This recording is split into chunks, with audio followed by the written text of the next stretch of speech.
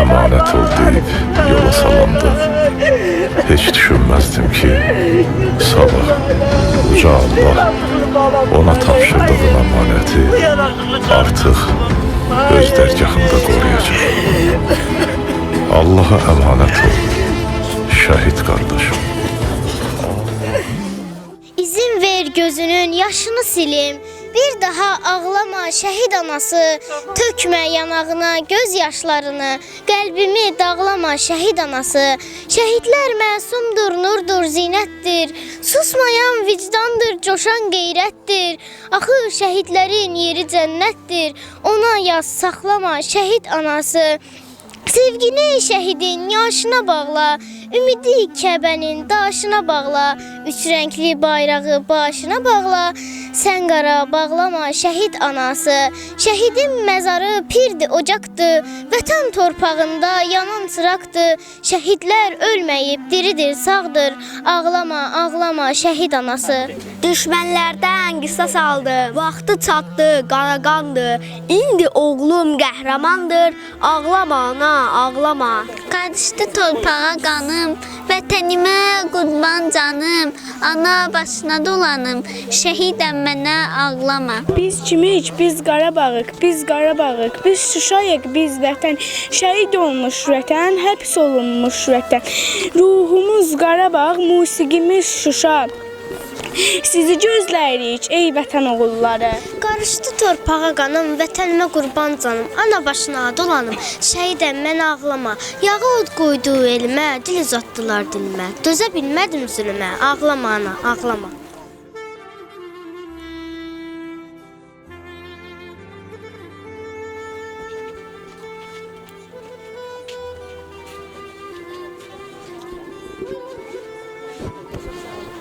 Qoparmayın şəhid adlı yaramı. Düşmənlər duymasın bu fəryadımı. Bilmirəm sevinim ya ağlayım mı? Adın tarixlərə yazdı şəhidlər. Haqqın dərgahına qalxdı şəhidlər. Ay ana saçını dərddən ağatma. Gəlib gedənlərdən oğlunu sorma. Qara bəxtin deyib yanma, alışma. Adın tarixlərə yazdı şəhidlər. Haqqın dərgahına qalxdı şəhidlər.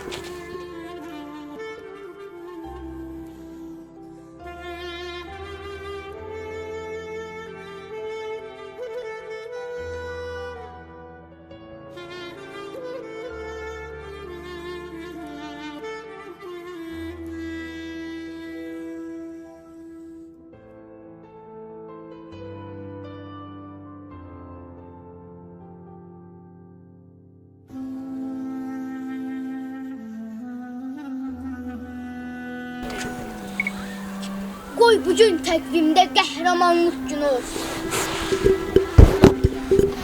Oktyabrın 30'undan bu yana torpağım Elvin oxuyur.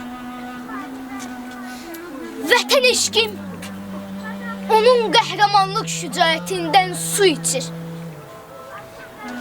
O tarixdən bu yana mənim and yerim şəhid qanı. Güvən yerim vətən oğlu. İnam yerim əskər andı. Və ən zəif yerim isə bir şəhid anasının qəhəridir. Huzurundayam ikidim. Sevgiyle, saygıyla. Bir köks dolusu gürurla. Tarih boyu ölməyəcək fəxrlə. Bir ümman teşekkürle. Bir de ruhuna söyleyecek 3 kelime sözle. Şehadetin mübarek şehidim. Vətəni canımdan üstün bilenim. Şehid qisasını qanla silenim. Bayrağı özüne büküp gelenim. Can senin adına qurbanam Elvin. Bu torpaq sevginlə hara tələsdin? Barıt kokusunu canıma çəkdin. Məzarı hər zaman güllü çiçəkli. Mən sənin adına qurbanam ülvi. Bilmədim deyəcək bir arzum varmı? Ölən ümidlərin çiçək açar mı?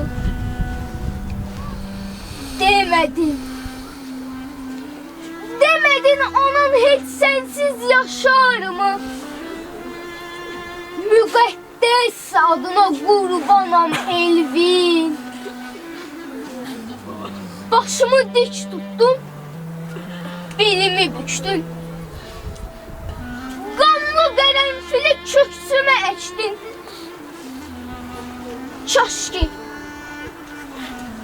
Kaş ki getdiyin tək dönüb gələrdin.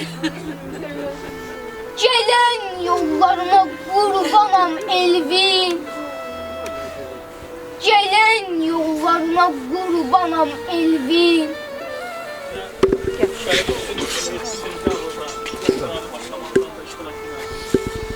Kesilən yürüyüşdəki partiya sizə təqdim edir. Allah rəhmət eylesin.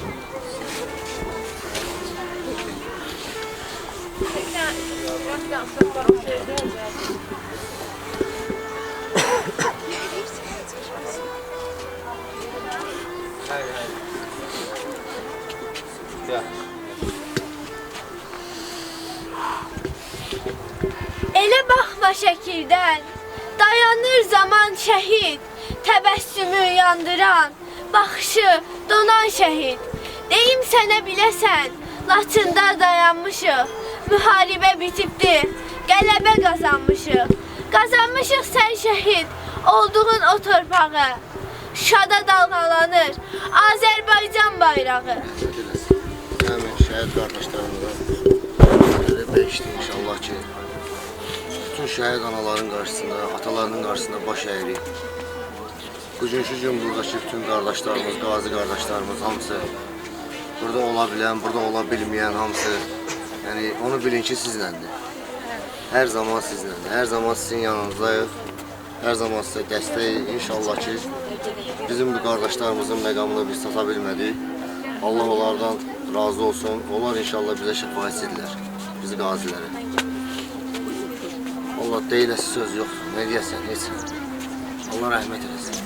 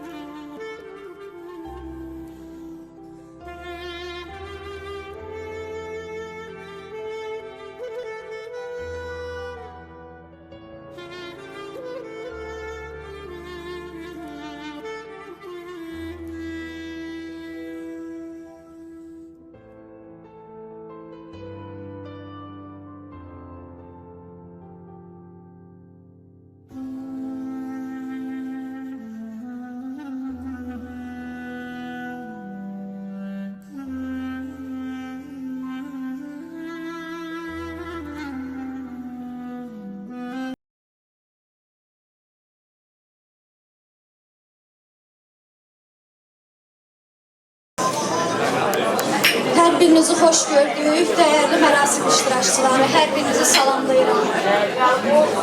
44 günlük vətən müharibəsi dövründə 30 illik həsrətimizə son qoyan igid oğullarımız, hər birinizin ruhu qarşısında baş əyirik. İlahi, bu qanun nə qəribədir. Bir ölüm min canı xilas eyləyər. Vətənin uğrunda can verənlərə yaradan cənnəti miras eyləyər. Bəli, bir gün biz o cənnəti qazanan şəhidlərimizə borçluyuq. Bugün şəhidimiz İslamov Elvin Elçinoğlu'nun əziz xatirəsini yad etmək üçün yığışmışıq. Və şəhidlərimizin xatirəsini bir dəqiqəlik sükutla yad edir.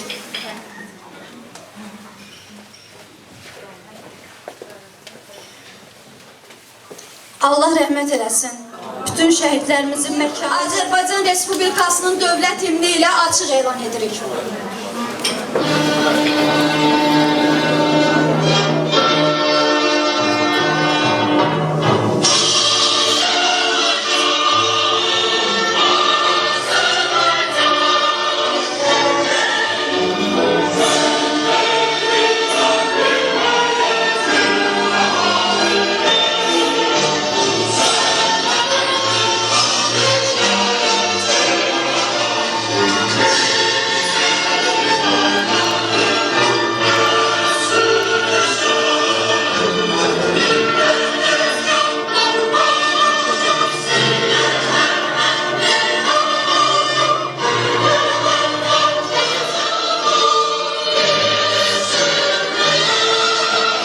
Şəhid valideynlərimizə can sağlığı versin və hər zaman uzun ömür versin ki, onlar övladlarının xatirələrini daima yaşatsınlar.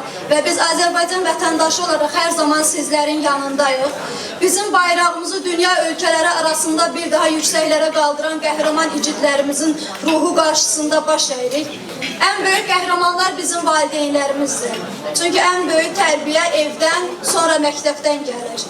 Və biz bugün qürur duyuruq ki, sizin kimi analar bizim üçün qeyrətli oğullar böyüdüblər. Vətənə qurban versəniz də hər zaman başınız uca olsun, qürurlu olun. Çünki elə oğullar daima yaşayacaq, şəhidlərimiz heç zaman ölmürlər. Mən istəyirəm yanıma şəhidimizin valideynlərini dəvət edim.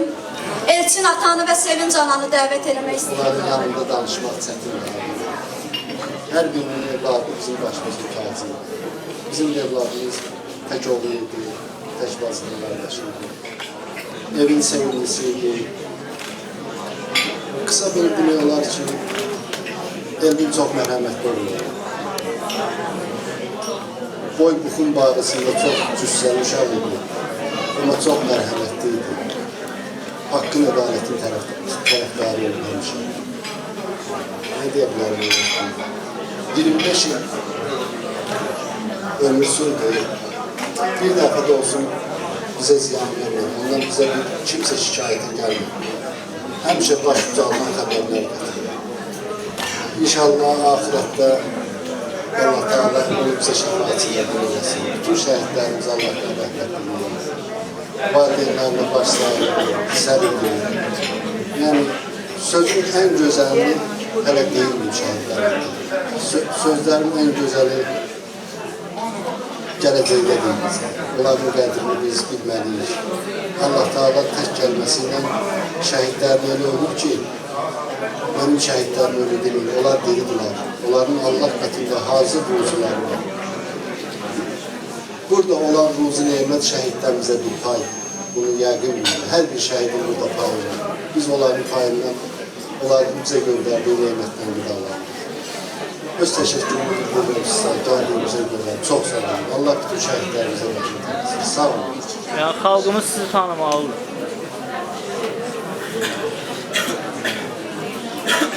Mən Elvindən fəxr edirəm. Yaxşı ki, Elvin mənim başqanam fəxr edirəm. Hamımız şəhidlər, bütün şəhidlərimizi yaşadıq.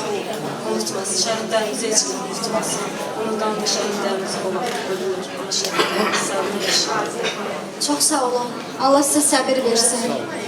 və biz daima sizlərin yanındayıq. Siz tək deyilsiniz. Elmini itirsəniz də minlərlə Azərbaycan oğlu hər zaman sizin yanınızdadır. Başınız hər zaman uca olsun.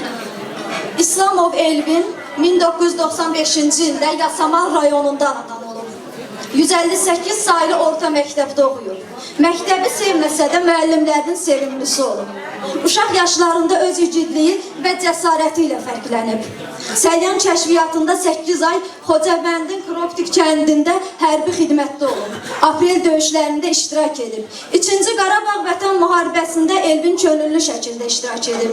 Xocavənd Cəbrayılın alınmasında böyük şücaət göstərib. Füzulinin alınmasında qanı canı ilə şücaət göstərən qəhrəmanlardan oldu Elvin. Elvin şəhadətə ucaldıqdan sonra 4 medalla təltif olunub. Xocavənd, Cəbrayıl, Füzuli, Vətən uğrunda medalları ilə. Son Elvin haqqında kiçik bir video çap yayınlanacaq. 1995-ci ildə Yasamalda Xəqani Dadaşov küçəsində doğulub boya başa çatıb. Məktəb illərində öz tərbiyəsi və mədəniyyəti ilə sevilib, seçilən şagirdlərdən olub. Təkcə məktəbdə deyil, yaşadığı məhəllədə də mehribançılığı ilə tanınıb.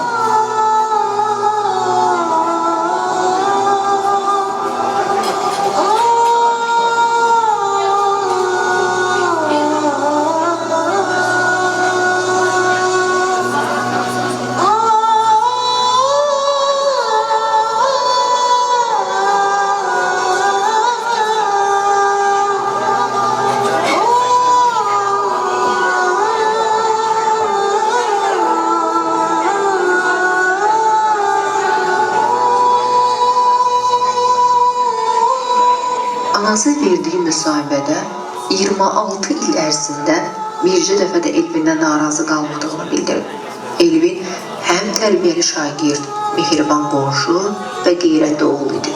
O sanki öncədən şəhid olacağını hiss edirmiş kimi mən şəhid olacağam sözlərini anasına deyibmiş. İldə anasının tək təsəllisi Elvinin adına yazılan şeirlər, Elvinin məqamına bəslənən rəğbət, dillərdə dolaşan göstərdiyi şücaət və bir də Elvindən qalan fotoşəkillərdir.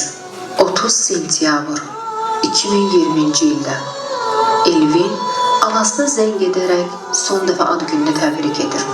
Ancaq heç kim bilə bilməzdi ki, bu təbrik son təbrik olacaq. Atası isə Elvin haqqında danışarkən o mənim dostum idi. Mən bəzən onun ilə məsləhətləşərdim. Mən bir oğul itirdim, amma minlərlə oğul qazandım sözlərini deyib. Bir ata üçün oğul itirmək nə qədər ağır olsa da, şəhid atası olmaq o qədər şərəflidir.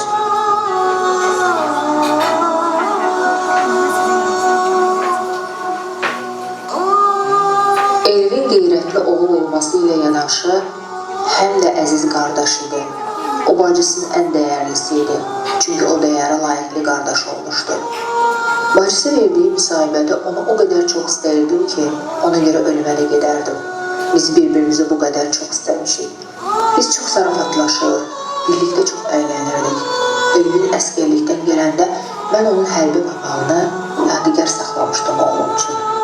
2014-cü ildən saxladığım papaq Tarix Muzeyində xatir olaraq qaldı. Məkanı cənnət olsun.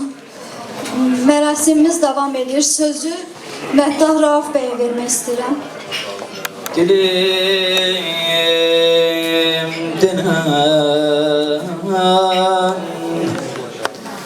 teyam olan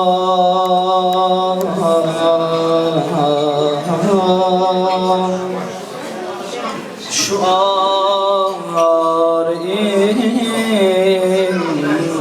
insicam olan de hüccetin tamam olan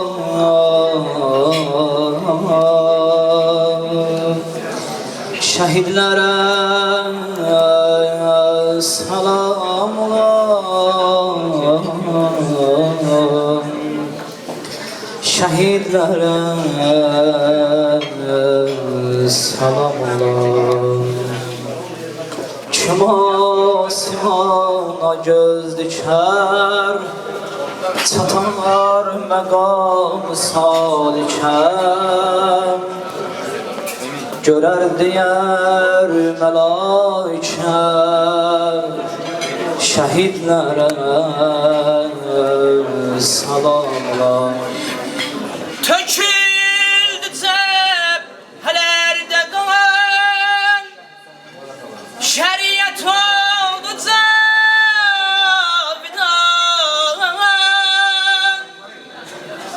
Buyurdu sahibə zaman, şəhidlərə salam ola.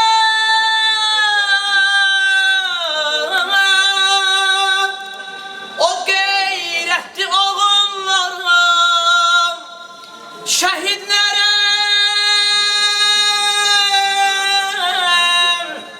salam ola.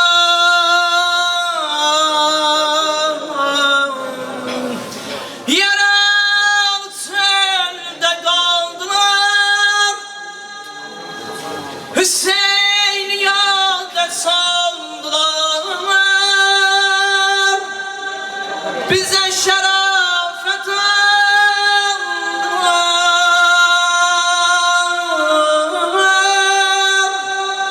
Şehitlere salam ola.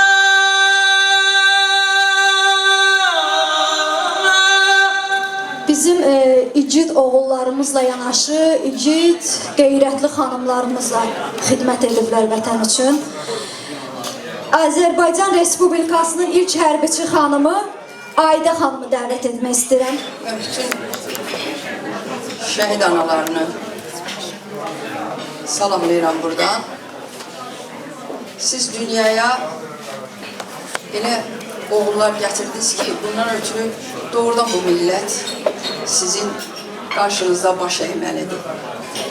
Mən öz adımdan sizə təşəkkür edirəm ki, siz nə yaxşı ki, mənim vətənim üçün, mənim xalqım üçün, mənim millətim üçün bu cür qeyrətli oğlanlar yetişdirmişsiniz. Təbii ki,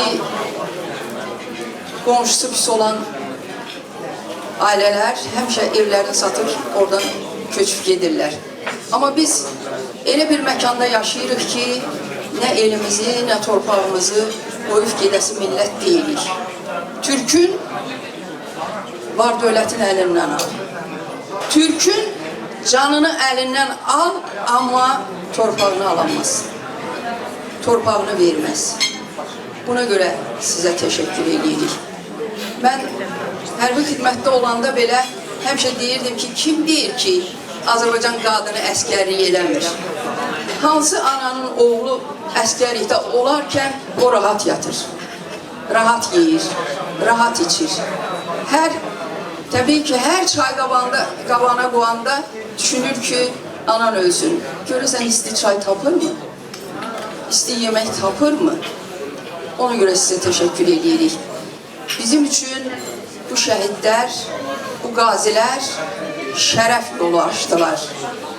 Mən ən az yaşlı uşaqlara belə deyirəm ki, Allah sizə qismət eləsin o şərəf yolunu getmək.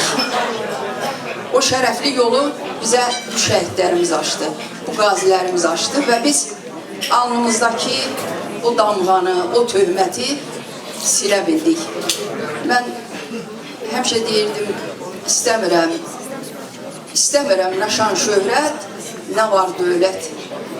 Alnımdakı damğa töhmət məni məndən usandırır, şəhid ruhlar qarşısında məni yaman utandırır. İndi biz o şəhidlər xiyabanına gedəndə elə bilirəm ki, biraz alnı açıq gedirik, biraz yüzü ağ gedirik. Bu hamısı sizin və sizin yetişdirdiğiniz insanların sayəsində. Ey şəhidin anası, çıxar qara libası. Səndən başlayır vətən, səndəndir ölü bitən. Şəhidimin anası, sənsən qeyrət qalası. İllər boyu gah səni Həcərə bənzətdilər, Nigara oxşatdılar, Sara Xatun Nüşabə Urlaya bənzətdilər. İndi daha başqadır bu meydanda analar. Cavanşirin lalə tək bircə gül anası var. Eldarın Tərlan kimi bir Tərlan anası var. İsadın gözəl göyçək Səkinə anası var. Səfilib şəhidlərim, vətən boyu, el boyu, çoxu görə bilmədi bəxt üzüyü, yar toyu. Onlar sevib ölüblər bu vətənin daşını, sən də dik tut başını, sil gözünün yaşını. Şəhid ən fəxri addır, çoxları ona yaddır. Uzaq ola hamandan, uzaq ola az qanandan, sən əslini danandan, gözləmə insaf mürvət, beləsində nə qeyrət. Mübariz tək dünyada, mübariz olmaq gərək. Ey şəhidin anası, köksündə sal yarası, səndən başlayır vətən, səndəndir ölü bitən. Şəhidimin anası, çıxar qara libası, bu elin, bu torpağın hələ çoxdur davası, hələ çoxdur davası. Sizin hamınıza səbir diləyirəm. Biz nə təsəlli versək, sizə azdır. Biz nə təsəlli versək, təbii ki, o yara sizi göynədəcək. Amma onu da bilin, bizim kimi insanlar, bizim kimi düşünən insanlar, onlar ki, öz şirin canlarından bu torpaq üçün, bu qeyrət üçün, bu namus davası üçün getdilər, biz onları unutmarıq. Allah hamımıza səbir versin, Allah cəm şəhidlərə rəhmət eləsin, burada oturan bu qürurlu, fəxirli formanı giyən insanlara da can sağlığı versin. Var burada. Gülnarə xanımı dəvət eləmək istəyirəm. Şəhid elə bir məqama yüksəlmişdir ki, bəşər, insan evladı acizdir onu vəsf etməkdən. Amma biz ilahiyyatçılar, din müəllimləri müəyyən qədər istəyirik ki, bu tədbirlərdə bizə söz verilir. Biz də istəyirik Allahın şəhid barəsində buyurduqları, Quran-ı Kərimdə etdiyi bəyanları xalqa üzərimizdə olan vəzifədən çatdıraq. Çünki biz borcluyuq. Elvin və bütün şəhidlərimiz, istər 1-ci Qarabağ müharibəsi olsun, istər 2-ci Qarabağ müharibəsi olsun, bütün şəhidlərin hamısı, hamımız üçün o meydana gedən, o meydanda canından, qanından keçən yeganə varlıqlardır ki, Allah onlara o məqamı əta etdi. Şəhidlik adında bir zirvəni əta etdi.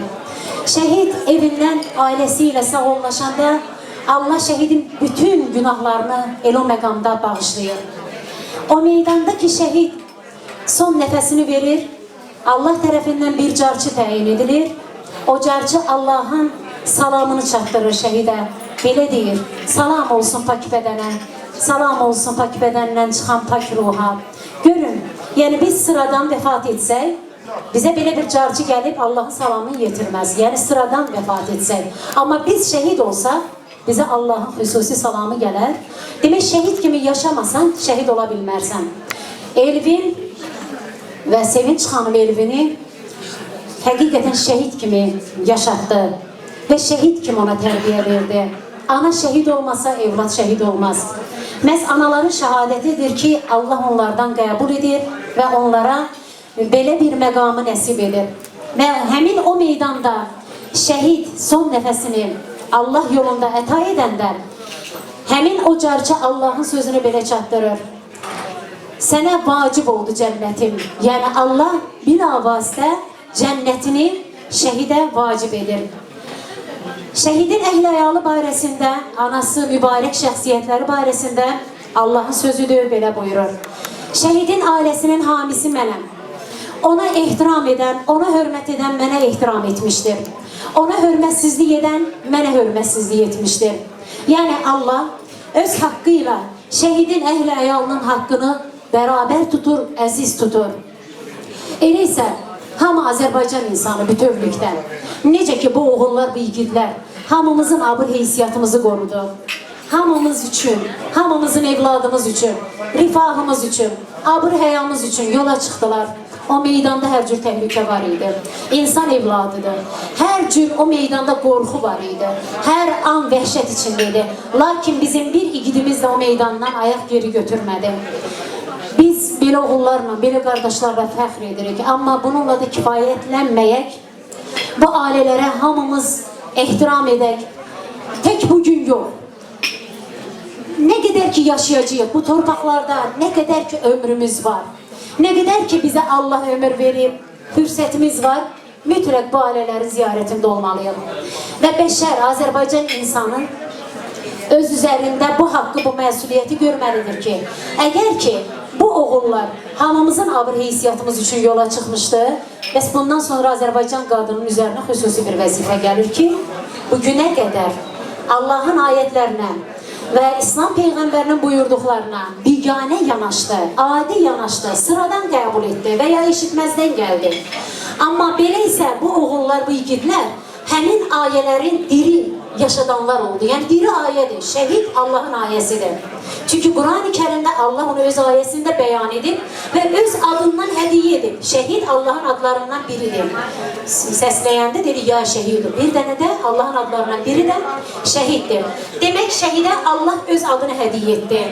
Belə isə, belə məqam sahiblərinin biz heç vaxt onsuz da haqqından çıxa bilməyəcəyik. Amma qiyamətin səhnəsində bu şəhidlərin üzünə baxacaq halımız olmalı. Belə isə elə ləyaqətlə yaşamalıyıq ki bu torpaqda, bu Azərbaycan torpağında. Elə abır heysiyyatımızı qorumalıyıq ki, qiyamətdə şəhidlər şəfaət hüququnda olanda biz də onlara baxa bilək, ən azı onlardan şəfa uma bilək. Elə isə bugün hicaba xanımları dəvət edirəm, Allahın ayəsidir. Namaza dəvət edirəm Azərbaycan insanlığı, Allahın ayəsidir və bəndəçilik qanunlarındandır, bəndəçiliyin hüquqlarındandır və bəndənin üzərində olan ən ümdə qanun, ilahi qanundur ki, mütləq tətbiq eləməlidir. Məhz bu şəhidlər Allahın ayələrini diri saxlamaq üçün yola çıxmışdı. İmam Hüseyin əleyhissalamın hərəkatını diri saxlamaq üçün yola çıxdı. Necə ki dünyada İmam Hüseyin əleyhissalam kimi digər bir aşık olmamışdı. Yəni o zamana qədər ki o İmam Hüseyin əleyhissalam idi. Allah'a elə aşık oldu. Tamam canından, tamam varlığından, evladlarından. Hər nə əzizdi, bütün əzizlərindən keçməyə hazır oldu. Heyat minnə zillə dedi. Buyurdu ki, zülmət bizdən uzaqdır. Məhz zülmətə yox demək üçün bu oğullar da yola çıxdı. Və İslam qanunlarına, Azərbaycan torpağı müsəlmanın izzətidir. Müsəlman torpağıdır. Bu torpağı qorumaq üçün və bu torpaqda olan insan şərəf və ləyaqətini qorumaq üçün demək canından keçir və Allaha aşıq olur. Allaha olan eşqini İslam mütəfəkkirlərinin bir gözəl sözü var. Buyururlar ki, şəhid barəsində şəhid belə bir varlıqdır, belə bir aşıqdır ki, Allaha elə aşıq olar, öz eşqini qanı ilə rəsmə çəkib Allaha təqdim edər. Öz eşqini qanı ilə rəsmə çəkir və o cür təqdim edir. Allah da şəhidin qanını ən baha qiymətə alır. Demək, şəhid qanını Allaha satır və Allah da ən baha qiymətə alıb neyinir müqabilində cənnətin ən gözəl məqamını ona əta edir və öz adından hədiyyə edir. Elə isə şəhidin qiyamətin səhnəsində və cənnətin qapısındakı şəhid daxil olmaq istəyən bütün peyğəmbərlər ayağa qalxar, şəhidə ayaq üstə salamlayarlar. Yeganə şəhid barəsində də bu qədər gözəl vəsf olunur. Yeganə şəhid barəsindədir ki, Allah Quran-ı Kərimdə onun hüququnu, haqqını belə bəyan edir. Buyurur ki, لَا تَحْسَبَنَّ الَّذ۪ينَ قُتِلُوا ف۪ي سَب۪يلِ اللّٰهِ اَوْبَاتًا بَلْ هُمْ اَحْيَاءٌ عِنْدَ رَبِّهِمْ يُرْزَقُونَ Allah yolunda öldürülənləri ölü zənn etməyin. Onlar diridirlər. Onlara Rəbləri yanında əbədiyyən axirət ruzisi əta olunur. Sonda mən özür istəyirəm, sizi yordumsa bağışlayın. Mən sonda bir dənə Məhəmməd Hüseyin Şəhriyarın şəhid barəsində çox gözəldir. Çünki analar bunu çox sevər. Analar xahiş edər ki, həmişə bunu deyin. Buyurdu ki, Hüseynin qanlı köynəyi Zəhra əlində çəkər qeyha, qiyamət, məhşər ağlar. Atanda o hərmələ kər bu bəladə. Görəydin, düşmən ağlar, leşkər ağlar. Ana, oğlun şəhid oldu mübarək, sevinc anam. Mübarək olsun Elvinin şəhadəti sizə. Ana, oğlun şəhid oldu mübarək. Şəhadətlə səid oldu mübarək. Cənnət ümid tapdı, cəhənnəmlə ümid oldu mübarək. Mübarək olsun əziz şəhid anaları. Evladınızın məqamı sizlərə mübarək olsun. Allah'ın salamı olsun şəhidimizə. Teşekkür ederim Gülnare Hanım. Sesinize, yüreğinize sağlık. Həcci Elvinə söz vermək istəyirəm. Allah'ın salamı olsun şəhid atalarına. Hər birinizi salamlayırıq. Əllərinizdən öpürük atalar. Allah'ın salamı olsun şəhid valideynlərinə, analarına. Əllərinizdən öpürük əziz analar. Azərbaycanın ən qeyrətli xanımları və ən qeyrətli kişiləri burada əyləşiblər. Onların qarşısında baş əyirik və sizin övladınızın yerin heç kəs verə bilməz. Biz sizə heç vaxt övladınız eləyə bilmərik. Çünki onların rənginə oxşaya bilərik, onlar ola bilmərik. Allah sizləri var eləsin. Allah xalqımızı, elimizi, obamızı, düşmən inşallah axirət aqibətimizi xeyirli, bərəkətli eləsin. Üç rəngli bayrağımız necə uca zirvələrdə dalğalanır. Bu şəhidlərin qanı sayəsində, bu igidlərin, cəsurların, qazilərimizin, əskərlərimizin, zabitlərimizin sayəsində Allah daha da xalqımızı uca zirvələrdə qərar versin. Şənini vəsf etməyə yetər qüdrətim yetər. Ulduzunu, ayını göydə mələklər öpər. Hər rəngində ya qazi, ya şəhid bilməm bitər. Sənə istiqlalımın əbədiyyət sancağı, Azərbaycan bayrağı. Yağının min hiləsi köydən, kərəkdən keçər. Sən sancılan ucalıq min ürəkdən keçər. Dağlar yerindən oynar, daşlar ələkdən keçər. Göylərin nur yağmuru, yerlərin göy qurşağı, Azərbaycan bayrağı. Sən Arazın, Samurun umuduna bələndin. Çəni ağlar Göyçənin buluduna bələndin. Dərbəndin dərd hıçqıran sükutuna bələndin. O tayımda Savalan, bu tayımda Şah dağı, Azərbaycan bayrağı. Cəngidə cövlan yerim, cövlanda can yerimsən. Barışda gül çələngim, savaşda qan yerimsən. Sən mənim ant yerimsən, mənim iman yerimsən. Dalğalı ləngələrin yelpiklənən yarpağı, Azərbaycan bayrağı. Sənsən azadlıq eşqim, sənsən hür deyəcəyəm. Ən son nəfəsimdə də sənə şeir deyəcəyəm. Şuşada sən qonduğun daşa pir deyəcəyəm.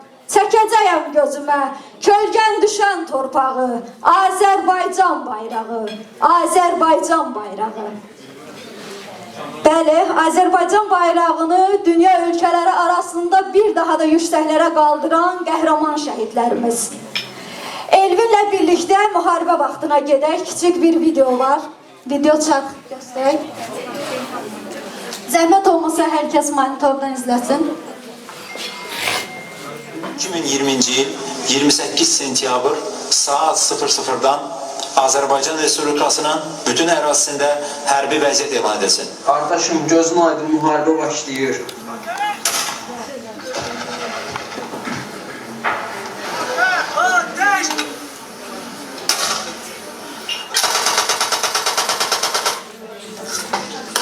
Bölü istiqamətlə ilərlə. Bölgü dayaq məntəqəsi istiqamətlə ilərlə. Hadi oldur.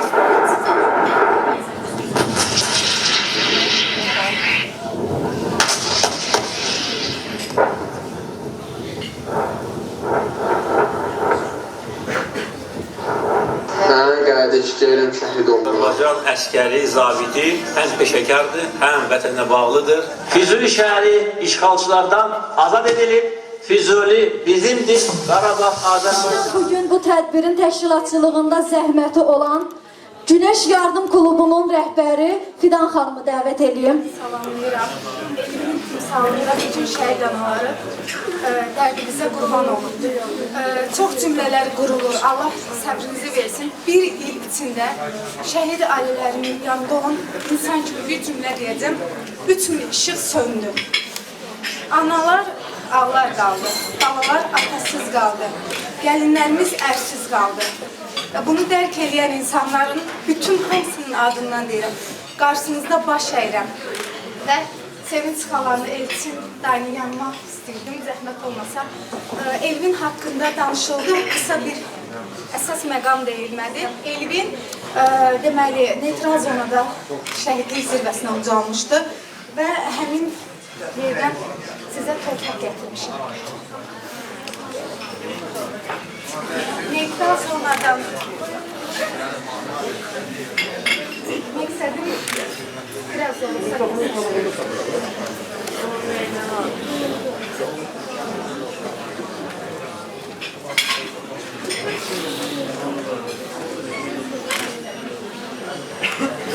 Allah səbir versin sizə. Qürurlu olun, göz yaşlarınızı axıtmayın.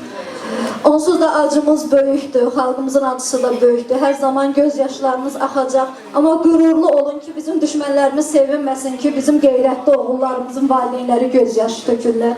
Buyurun. Torpaq həmdir. Ama o torpağın üstünde yaşayan insanların ədalətli, namusu, qeyrətli olmuş. Daha doğrusu əlindən gelmiş qeyrətini yenidən özümüzə bərpa etmək. Onun için özümüzün altında da bütün oğullar, bu oğullarımız görürüz. Allah onların mağfirətlər, Allah Teala olsun onların yerlərini cənnət edir. Heç olmasa bizə də ahirət olanlar namir olmasın. Sağ olun. Amin. Biz birinci şəhidlərimizə borçluyuq, sonra sizlərə borçluyuq. Çünki övlad acısını bəlkə də biz yaşayan valideynlərimiz bilər. Hər birinizin qarşısında baş əyirik. Hər zaman sizlərin yanındayıq. Səbirli olun. Və bir şey qeyd eləmək istəyirəm ki, siz Elvini itirmiş ola bilərsiniz, amma bu qədər Elvini sevən insanlar var burada. Düzdür, onun yerini verə bilməz heç kim. Amma az da olsa sizə təsəlli olmaq üçün hər kəs buradadır. Başınız hər zaman uca olsun. Mən ailəni dəvət eləmək istəyirəm yanımıza. Kirpiliğinden düşen damla dürdendir şehit anası, şehit anası. Şehidin torpak içinde birdendir şehit anası, şehit anası. Den bitecek yarpak yarpak,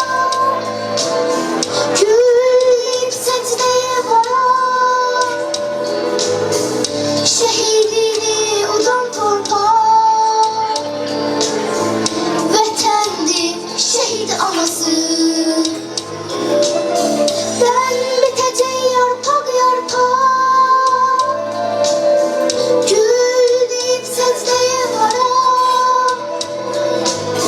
Şehidini udan torpak, vatandır şehit anası.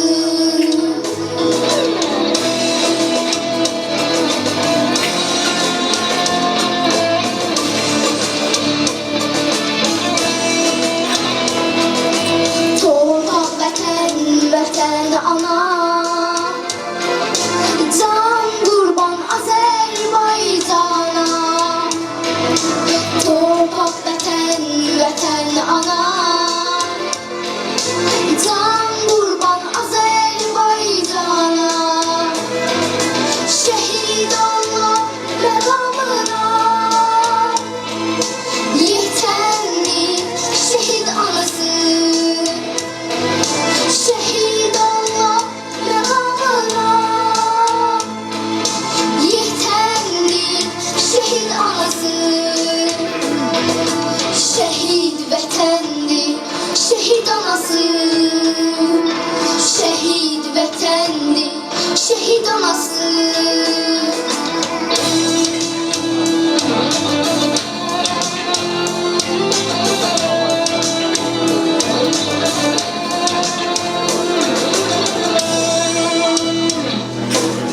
Göylerden rahmet yazıldı, şehitler öne düzüldü, öne düzüldü. Yüreğim zerdir kızıldır, məbəndir şehit anası, şehit anası. Ağlayır bütün eller, bənövşələr, qərənfillər, mezarında kızıl güller.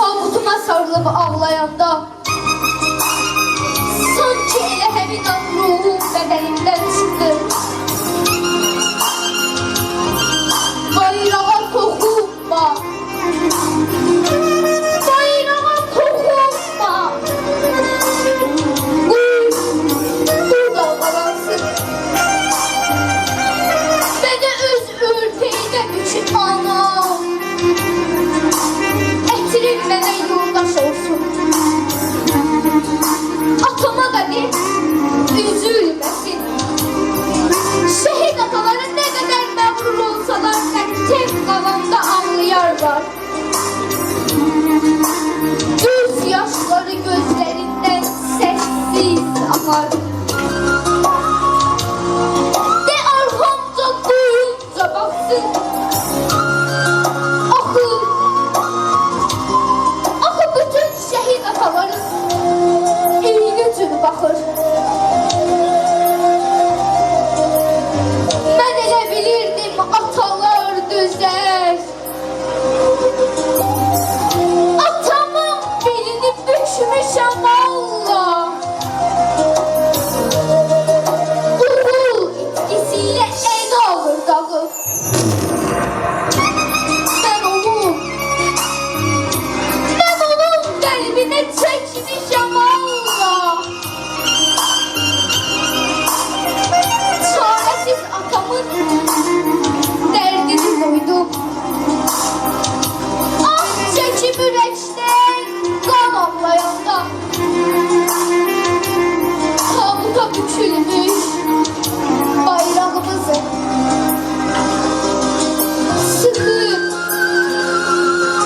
sıkıp sinesine koklayanda.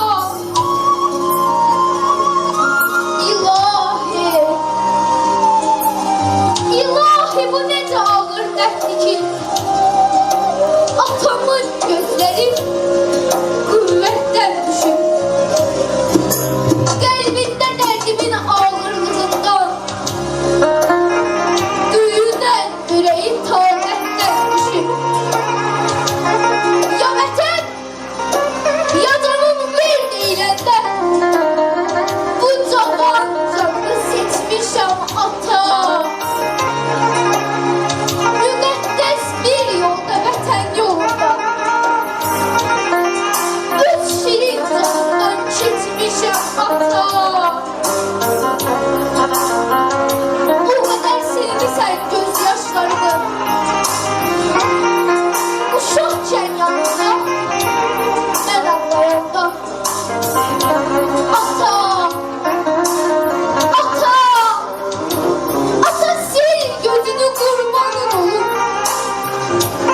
Narahat oluram. Narahat oluram sen ağlayanda. Bilirəm yoxluğum ağırdır sənə. Oğlum elmin üçün sən eyləməsən. Halal zəhmətinlə büyüttün beni. Ben elçinin şah əsəriyəm. Bensizlik beline eğmesin dik dur. Eğilme kədərə, eğilme dərdə. Yerim çox rahattır. Ruhum da şahtır. Cənnət qazanmışam mən zirvələrdə. Cənnət qazanmışam mən zirvələrdə. Qürurumuzu dirçəldən, vətənimizi bütövləşdirən, sevinç hissimizi bizə qaytaran və alnımızın ləkəsini silən qəhrəman şəhidlərimizin ruhu qarşısında baş əyirəm. Əhsən. Allah səni verir.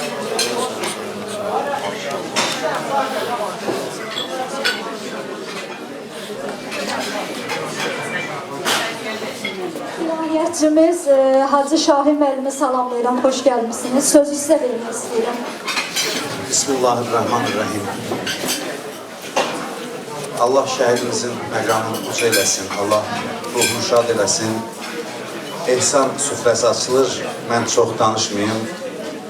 Təşəkkür edirəm şəhidimizin ailəsinə, dəvət etdiklərinə görə. Burada şəhid anaları iştirak edir, şəhidlərin doğmaları iştirak edir. Mən düşünürəm ki, şəhidin məqamı haqqında nə qədər danışsaq, o məqamı ifadə eləmək mümkün deyil. Həqiqətən də mümkün deyil. Quran ayələrində və hədislərdə şəhid haqqında deyilənlər ancaq şəhidin məqamının az bir hissəsini ifadə edə bilər. Şəhidlər biz nə zaman tanınacaq? Şəhidlər və onların ata-anasının məqamı dünyada tanına bilməyəcək. Nə qədər də biz dəyər versək, dəyər verməliyik. Amma şəhidin məqamı Allah huzurunda dayandığımız zaman tanınacaq. İnsanlar cəza və mükafat aldığı gün, qiyamət günü Allahın huzurunda dayandığımız zaman Allah hamının haqqını özünə qaytaracaq. Hamı layiq olduğunu və layiq olduğundan artığını alacaq. O gün insanlar arasında şəhidlərin necə böyük bir məqama sahib olduğunun şahidi olacaq. O gün burada oturanların və bütün insanların ürəyindən bir arzu keçəcək ki, kaş Allah bu məqamı mənə nəsib edərdi. Bax, mən bunu şəhid məclisində deyirəm, qiyamətdə hamımız Allahın huzurunda görüşəcək. O gün insanların hər birinin əsas arzusu şəhadət zirvəsinə ucalmaq olacaq. Həzrəti Əli əleyhissalam deyir ki, and olsun canın ixtiyarında olan Allaha 1000 dənə qılınc zərbəsi ilə öldürülmək mənə yataqda dünyadan köçməkdən daha əzizdir, daha şirindir. Bu, böyük insanın sözüdür. Həyatın dəyərini bilən, Allahın dəyərini bilən insanın sözüdür, öz qiymətini bilən insanın sözüdür. Böyük insanın arzusu da böyük olar. Əli əleyhissalam bir ömür şəhadət arzulayırdı. Hər müharibə bitəndə gözü yaşlı gəlirdi ki, ya Rəsulallah, Peyğəmbərə deyirdi. Bu müharibə də bitdi, mənə şəhadət qismət olmadı. Axırda Peyğəmbər ona müjdə verir. Deyir, sən şəhadətə çatacaqsan. Alnının qanı, saqqalı isladanda sən şəhadət zirvəsinə ucalacaqsan. Sonra belə bir söz soruşur. Deyir ki, onda necə səbr edəcəksən? Həzrət Əli əleyhissalam cavab verir ki, mən müsəlman kimi dünyadan köçəcəm. Peyğəmbər buyurur, təbii, bəli. İman sənin ətinə, qanına hopub, sən imanın özüsən. Deyir, onda soruşmayın, ya Rəsulallah, mən necə səbr edəcəm? Soruşun, necə şükr edəcəm buna? Bu şəhadət zirvəsinə ucalmağın şükrünü necə yerinə yetirəcəm?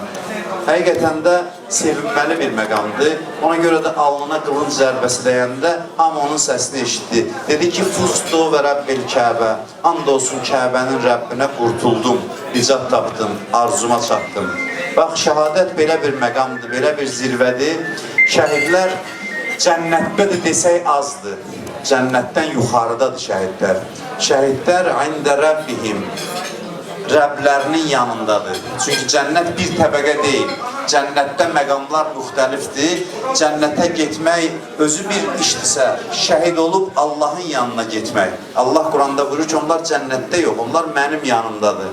Cənnət belə şəhidin məqamından aşağıdadır. Şəhid Allahın yanındadır. İndə Rəbbihim yurzəqun. Deyir, onlara ölü deməyin, onlar Allahın yanındadır. Və doğrudan da xoş o insanların adına ki, dünyada yaşayıb Allahın yanında yer qazandılar. Bu sözlər heç bir vəclə təsəlli üçün deyil. Söz gəlişi deyilən sözlər deyil. Mənim sözlərim deyil. Bu Allahın kəlamıdır, Peyğəmbərin kəlamıdır. İnsanlar şəhidləri görəndə qiyamətdə, şəhidlərin valideynləri qəmlidirlər də, indi təbiidir. Ayrılığın bir qəmi var. Amma bu qəm davam edir şəhid valideyninin dünyadan köçən anına qədər. Ondan sonra bu qəm həmişəlik sevinclə əvəz olunur. Bir şərtlə ki, şəhid ailəsi mənəviyyatını qoruya bilsin ömrünün sonuna qədər. O mənəviyyatı qoruyub şükr eləyə bilsə, səbr eləyə bilsə, şəhid ailəsi, şəhidə qovuşan andan sevinci başlayır, əbədi olaraq davam edir. Quran buyurur ki, la xavfun aleyhim və la hum yəhsənun. Onlar üçün nə bir qorxu var, nə bir kədər. Ona görə mən fəxr edirəm ki, Allah mənim ömrümə bu cəhətdən bərəkət verib ki, günlərim şəhid məclislərində keçir. Bundan böyük şərafət ola bilməz, bundan böyük neymət ola bilməz. Çünki qiyamət günü şəhidlər həm də şəfaət eləyəcək. Mən də Allah şahiddir, həm özümə, həm övladlarıma namazlarda dua eləyəndə şəhadət arzulamışam. Hələ ki qismət olmayıb, hələ bizim payımıza danışmaq düşür. Heç bilmirik axırımız necə olacaq. Amma onlar canlarını verib Allah'a qazandılar. Ona görə də qibdə olması məqamdadılar. Allah məqamlarını daha da uca eləsin. Allah bizi onların yanında xəcalət eləməsin. Onların yollarını davam etməyi bizə nəsib eləsin. Allah Azərbaycanımızı qorusun. Allah şəhid valideynlərinə səbr versin. Həm də gözləri aydın olsun ki, Allah onların ailəsindən belə bir övladlar seçib, bəndələr seçib. Bir cümlə də yadıma düşdü, deyim. Bir neçə məclisdə bunu demişəm, şəhid atalar, analar eşidib. Eşitməyənlər üçün deyirəm, bir şəhid anası mənə demişdi ki, mən indiyə qədər, atası da burada iştirak edir, indi bax, həmin şəhidin atası ilə görüşdü. Mən xatırlayıram ki, evlərində idi, dedi ki, mənim heç kimə pisliyim dəyməyim. Mən həmişə yaxşılıq eləmişəm. Hamıya yaxşılıq eləmişəm. Bəs yaxşılıq eləmişəmsə, heç kəsə pislik eləməmişəmsə, mənim başıma niyə bu iş gəldi? Elə orada mənim cavabım dedim, burada da sizin hüzurunuzda deyirəm. Mən həqiqətən də düşüncəm budur, yanaşmam budur ki, Allah bəzi yaxşılıqlar var ki, onların mükafatını dünyada verə bilmir. Çünki dünyada layiqli bir şey yoxdur o yaxşılığa mükafat verməyə. Allah şəhid ailələrinə, yaxşılıqlarına görə şəhid övladı mükafatını verir. Övladlarınıza şəhidlik qismət eləməsi sizin mükafatınızdır. Bundan böyük mükafat ola bilməz bir ailə üçün.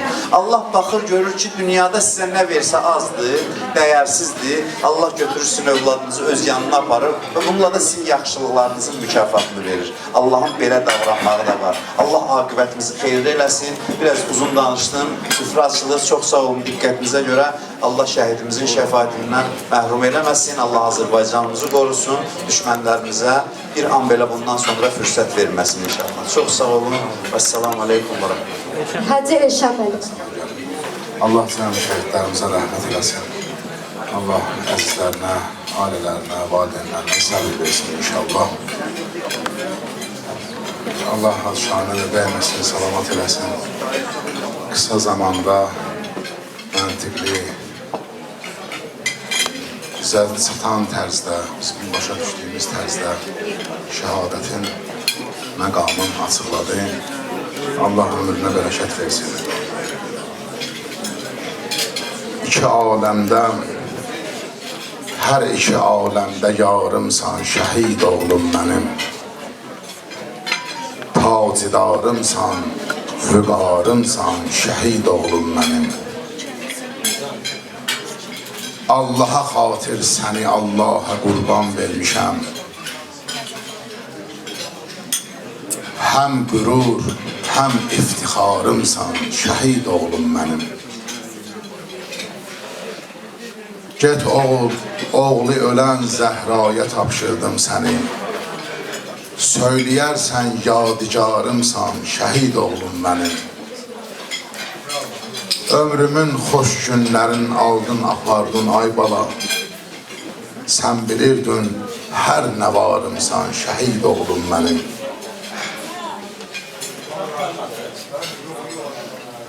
Ağlıram bəlkə ola göz yaşlarım məlhəm sənə. Ağlıram bəlkə ola göz yaşlarım məlhəm sənə. Xəstə könlümdə qubarımsan, şəhid oğlum mənim.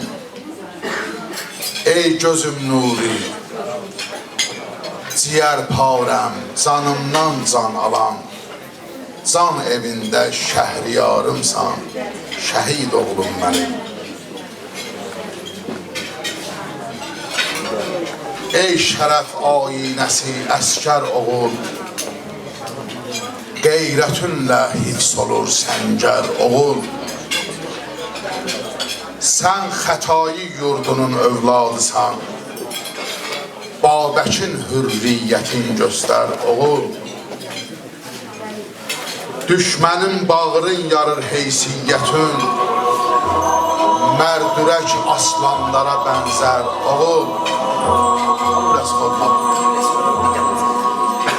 Düşmən ölməzdən haramdır ölməyin, vur xəyanət qəlbinə xəncər oğul.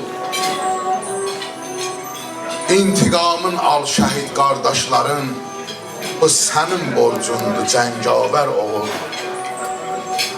Güllələr altında canla çarpışan, iftixarım, qəhrəmanım, ər oğul. Namusundur, qeyrətindir torpağın, bir daşın vermə, vətənpərvər oğul. Bu Azərbaycan müsəlman yurdudur, qoymayın işğal edə kafər oğul. Biz Əli övladına and içmişik, əymərik düşmən önündə sər oğul.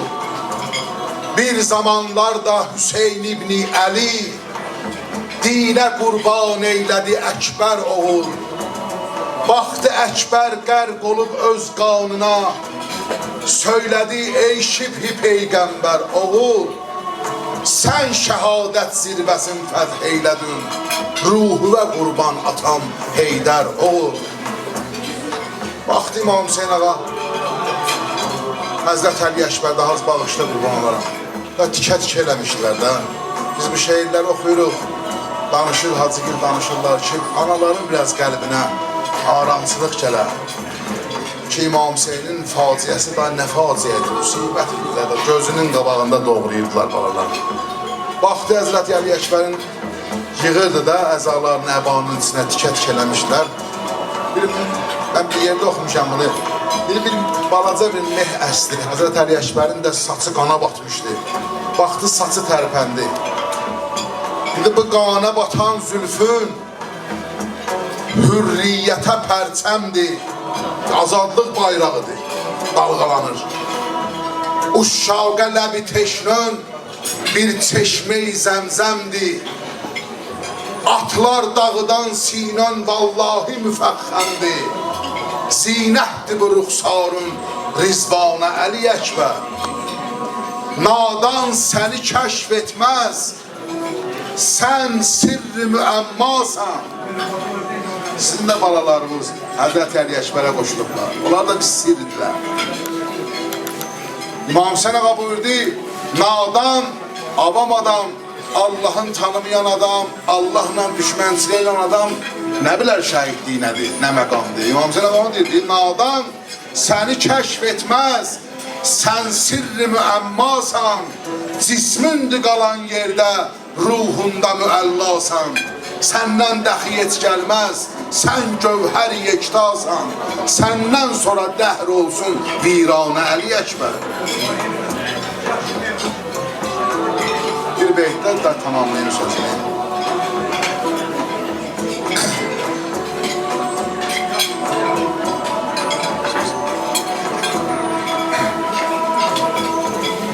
Dillərdə sənin ismin, şəhid anaları, ay valideynlər, şəhidlərin valideynlər, əzizlər, bax bu beytə qulaq asın.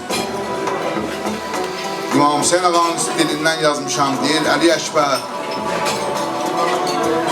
dillərdə sənin ismin peyvəstə təvəssüldür. Bax, biz gəlirik bura, deyirik ki, ilahi, şəhidlərin ruhlarını bizə duacı qərar ver. Təvəssül edirik onlara artıq. Amma mən heç bu qardaşları tanımırdım. Artıq onların adı bir təvəssülə dönür. Deyir, dillərdə sənin ismin peyvəstə təvəssüldür. Eşqün, hədəfin sözsüz imanda təkəmmüldür. Sinöndə bitən oxlar, demirə sinəvə batan oxlar. Deyir, sinöndə bitən oxlar bir dəstə qızıl güldür. Bir gün yaylar ətri hər yanə Əli Əkbər. Görürsən şəhidlərimizin ətri yayıldı hər yerə. Hərə bir yer, Had Şahin gəlir, mən gəlirəm, siz gəlirsiniz, alimlər, ruhanilər. Və tanımırdıq o sağlıqlarında olar. Artıq ətirləri yayıldı hər yerə. Allah hazır biz dua elədi, mənim üçün də dua eləyərsən ona, mən həmişə dua eləyirəm. Allah bizə də şəhadət nəsib eləsin, cəm istəyənlərə, hər kim arzusundadır. Fariz də müştəri istifadə inşallah. Bu qədər məndən. Mən tələsirəm, bir məclisə yenə gedirəm, başladım. Allah qəbul eləsin, bölürsün. Sözü Məddah Azər Şeyniyə vermək istəyirəm. Məclisimiz davam edir. Alimlərimiz, əhl-i beyt məddahlarımız var. Həzi Şahin Həsənli, dəyərli alim, salamlayıram. Həzi Fariz, dəyərli alim qardaşımız. Həzi Elvin, Coşqun Cəfəri, əhl-i beyt məddahları, Hüseyin Məhsin, hamımızı salamlayıram inşallah. Allah bütün şəhidlərimizi ağamız İmam Hüseyinlər, əhl-i beytlə məşhur eləsin. Mən də istəyərdim ağamız İmam Hüseyinlər oxuyam inşallah.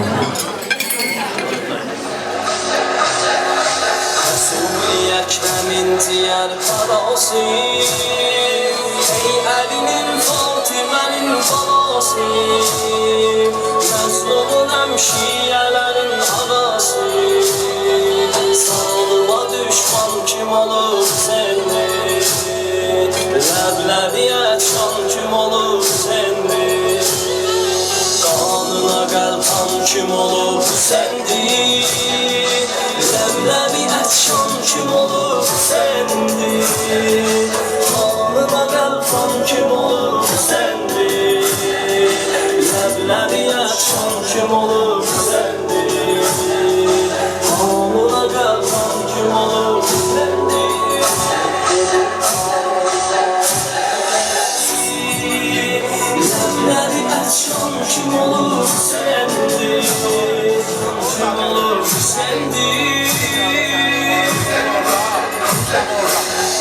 döyüşüb hünərlə Kərbəladan Zəfərlə Kərbəladan Dəyərli Əhl-i Beyt Məddahı Coşqun Cəfəri qardaşımızı dəvət edir. Bismillahirrahmanirrahim.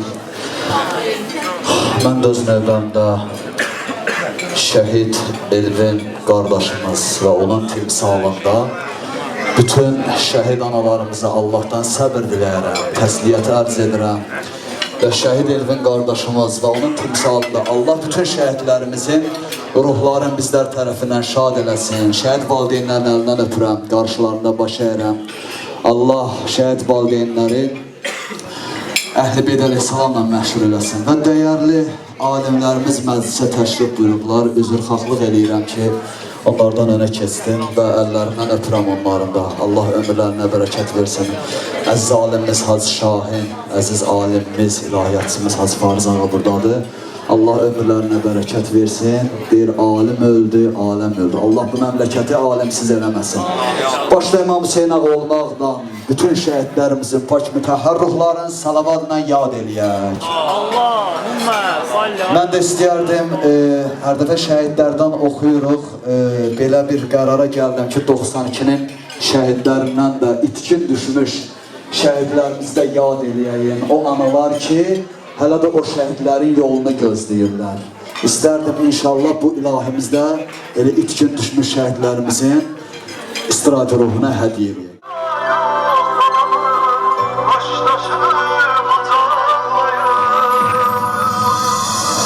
İtkin düşən igidlərin anaların gözlərində balasından yoxdur xəbər gözləri intizar edir.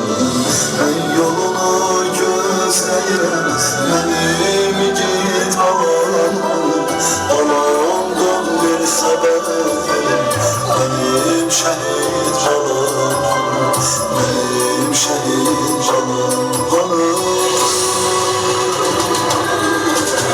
Şəhid olub itkin düşən anam deyib ağlayır. Məzarda yox qalır, başdaşını qucaqlayır. Şəhid olub itkin düşən anam deyib ağlayır.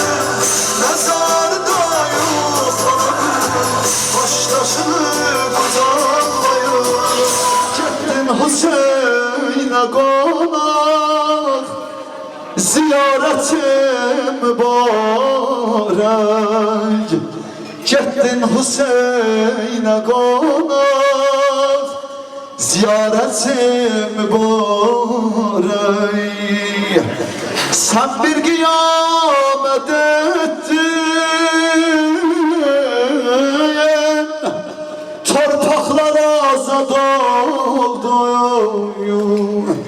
Qəm ilə qüssə getdi, eller sevinçlə doldu.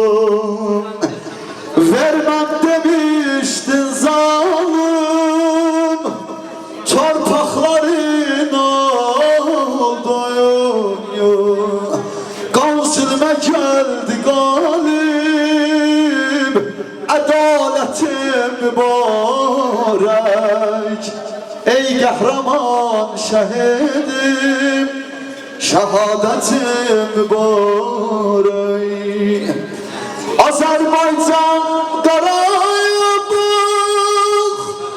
nurdur ər oynağında. Şəhid qanı axarkən, yoruldu torpağım.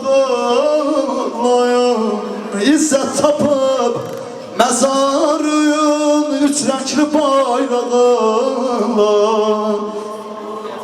Ey qəhrəman Elvinim, şəhadətim mübarək. Ey qəhrəman Elvinim, şəhadətim mübarək. Gittin Hüseynə qonaq, şəhadətim mübarək. Gittin Hüseynə qonaq, şəhadətim mübarek. Ala lanetullah ala kavmi zalimin. Şehitlerimizin başta İmam Hüseyin ağa olmaqla, Əhl-i Beyt əleyhissalam olmaqla, 124 bin Peyğəmbərin olmaqla, İslam şəhidləri, Qarabağ şəhidlərimizin salavatla yad eləyəyik. Allah. Değerli alimler, etmemiz, Allah'ı davet etmek istiyorum. Bismillahirrahmanirrahim. Ve bihi nesta'in ve innehu hayrun nasirin ve mu'in. Hamdüke Allahümme ni'mel mevla ve ni'mel nasir, ni'mel hadi ve ni'mel vekil. Sümme salatu ve selamu ala seyyidina ve nebiyyina Ebu'l Qasim el-Mustafa Muhammed sallallahu aleyhi ve aleyhi ve sellem. Sevgili Peygamberimizin pak Ehl-i Beytiyle beraber bütün şehitlerimizin ruhunun ucalı salavatını yad edin.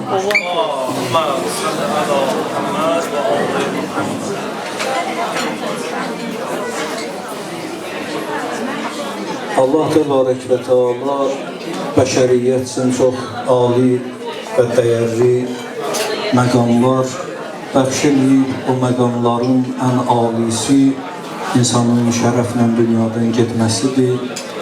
Allah mübarək Qur'an-ı Kərimdə və sevgili Peyğəmbərimizin hədislərində şəhadət məqamının aliliyi və yüksəkliyi barəsində müxtəlif hədislər buyurub, ayələr və tövsiyələr vurğulayıb. Mən bir neçə dənə məsələni siz əzizlərlə, xüsusilə şəhid ailələri ilə bölüşmək istəyirəm. Əgər sizlər də qulaq asmaq, dinləmək istəyirsinizsə ki, bu bizim hamımız üçün faydalıdır, Peyğəmbər və Ali Peyğəmbərə ucalı bir səlavat inayət edəyəm. Ey şəhid!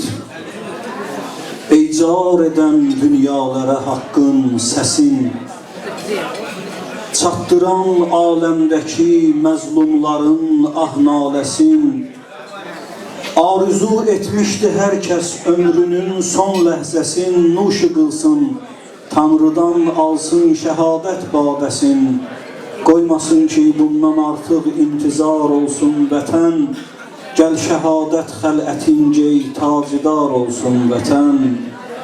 Ağlarıq bizlər onun üçün, hey gülər söylər şəhid, dinləsin rindanı məsrur nəğmələr söylər şəhid, bir təəllüq bağlar ruhu ilə nələr söylər şəhid. Mən şəhid oldum təki aləmdə var olsun vətən, gəl şəhadət xələtin gey tacidar olsun vətən. Bu vətəndir, bu anandır, bu vətən aləmdə varındır sənin. Madərin uğrunda ölmək iftixarındır sənin. Çün dədə Qorğud diyarı yadigarındır sənin. Hifz qıl, səndən də kamil yadigar olsun vətən. Qoyma düşmən taxtağıyla tarimar olsun vətən. O zamandan ki könül düşdü vətən sevdasına, o zamandan ki könül düşdü vətən sevdasına, uymaz oldu büsbütün aləm onun xülyasına. Gözlərim düşmüşdü bir gün Müstəfa misrasına, hər kimin imanı varsa eşqi var məvasına. Fariza, sev, qoy sənin eşqinlə var olsun vətən, mümbit olsun torpağı, qoy laləzar olsun vətən.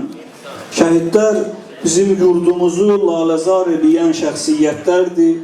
Şəhidlər elə bir varlıqlardır ki, biz adətən dünyadan gedənlərə Allah rəhmət eləsin, qəriq rəhmət olsun deyirik. Bu ifadə şəhidin haqqında zaten bu ifadələr hamısı öz mənasını itirir. Niyə? Zaten şəhid Allahın rəhmətinə və mərhəmətinə qərqdir. Allah Təbarək və Teala onu zaten mərhəmət edib, ona o şərəfli ölümü nəsib eləyib. Bir dənə sevgili Peyğəmbərimizdən hədis xidmətinizə ərz eləmək istəyirəm. Rasulullah buyurur, insanlar öz qəbirlərinin ziyarətinə gedirlər, dünyadan gedənlərinin ziyarətinə. Onlara salam verirlər, dua edirlər, cənnət əhli olmalarını arzuluyurlar. Peyğəmbər buyurur ki, öz ölənlərimizin qəbrinin üstünə gedəndə ilk öncə qəbristanlıqlardakı şəhidləri ziyarət edin. Çünki orada yatanların içində sadəcə şəhid sizin salamınıza qarşılıq verə bilər və cavab verə bilər. Allahın verirəm izzət və cəlalına Rəbbim o şəhadət məqamının həqiqətini bizlərə anlatsın və bizlərə başa salsın. Bizim əziz şəhid qardaşımız ruhu şad olsun. Mən onun döyüş yoldaşlarından biri ilə tanışam, yaxınımızdır. Mən ondan eşitmişəm onun barəsində ki, bu mərhum şəhid əməliyyatlara getməmişdən öncə və şəhadət əməliyyatına getməmişdən öncə deyirdi ki, mən şəhid olmağa gedirəm. Və bu yolda mən Allah təbarək və təalanın lütfü ilə şəhadət məqamını əldə edəcəm. Bu bir ali məqamdır, Allah sevdiyi bəndələrə nəsib eləyir. Allah o məqam ki, şəhidlərə nəsib eləyib, o məqamın bir zərrəsini əgər şəhid ailələrinə atsa, aydınlatsa, şəhid ailələrinin qəlbinə şəhidin məqamının bir zərrəsi anlaşılsa, onda bütün şəhid ailələrinin qəlbinə səkinə və aramlıq daxil olacaq. Mən Allahdan istəyirəm ki, o ali məqamı bütün şəhid valideynlərinə, analarına, bacılarına, qardaşlarına, atalarına nəsib eləsin ki, onlar övladlarının nə formada Allah yanında ruziləndiklərinin şahidi olsunlar. Vəssalamu aleykum və rəhmətullahi və bərəkatuhu. İndi isə Əhl-i Beyt Məddahı Üsal müəzzini dəvət edirlər. Buyursun. Ya Allah, mən də öz növbəmdə şəhid analarına, şəhid atalarına, qarşılarında baş əyirəm. Allah'tan sizə səbir əta edirəm. Allah şəhidlərimizin ruhunu şad eləsin. Allah'ın verirəm izzət cəlalına. Allah bu günlərdə qardaşlarımızı şəhidlər sərvəri Ağa İmam Hüseyn əleyhissalama qonaq qərar versin inşallah. Bu niyyətimizdə də Peyğəmbər və Ali Peyğəmbərə nurani səlavat zikr elə.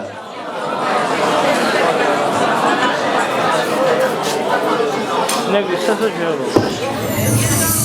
Şehitler ölmez, vatan bölünmez. Şehitler ölmez, vatan bölünmez. Şehitler ölmez, vatan bölünmez. Şehitler ölmez, vatan bölünmez. Boğazlıyımdan daha gelmez söz. Necə deyəsən ki, oğlum şəhiddir. Hər şeyə dözmüsən, sən buna da döz. Necə deyəsən ki, oğlum şəhiddir. Hər şeyə dözmüsən, sən buna da döz. Necə deyəsən ki, oğlum şəhiddir. Her şeye dözmüşsen, sen buna da döz. Necə deyəsən ki, oğlum şəhiddir. Şəhidlər ölməz, vətən bölünməz. Şəhidlər ölməz, vətən bölünməz. Şəhidlər ölməz, vətən bölünməz. Şəhidlər ölməz, vətən bölünməz. Şəhidlər ölməz, vətən bölünməz.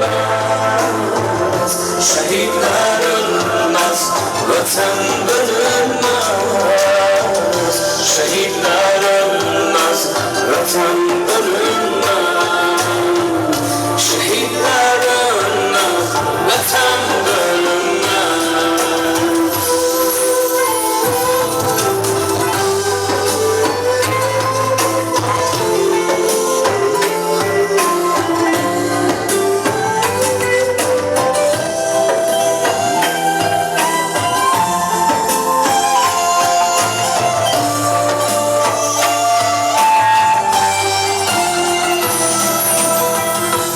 Kardeşim bu gece yuxuma gelin.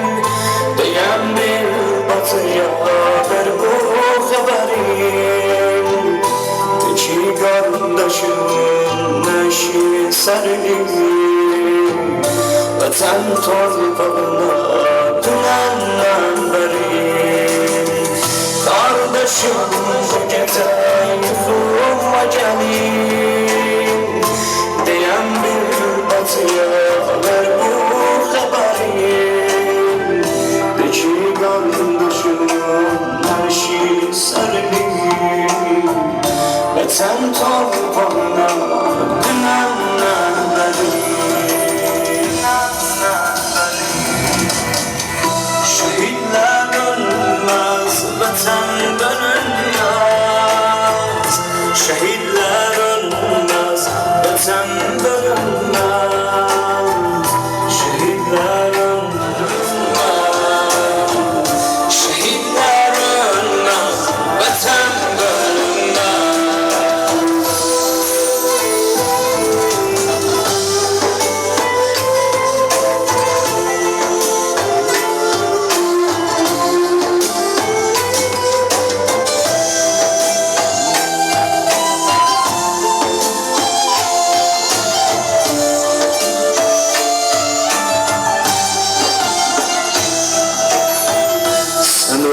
Sen şehit olmazsan Şehitler ölmez ey vatan oğlu Adınla tarihte bir iz koymuşsan Vatan bölünmezdir ey vatan oğlu Sen ölmemişsen şehit olmazsan Şehitler ölmez ey vatan oğlu Adınla tarihte biz koymuşsan Vatan bölünmezdir ey vatan oğlu Ey vatan oğlu Şehitler ölmez vatan bölünmez Şehitler ölmez vatan bölünmez Şehitler ölmez vatan bölünmez Şehitler ölmez vatan bölünmez Şehitler ölmez vatan bölünmez Şehitler ölmez vatan bölünmez Şehitler ölmez vatan bölünmez Şehitler ölmez vatan bölünmez Ön cəbhədə olan həkim xanım Aynurə Hidayət qızı dəvət edir. Buyurun. Salam. Hər kəsi salamlayıram. Bəli.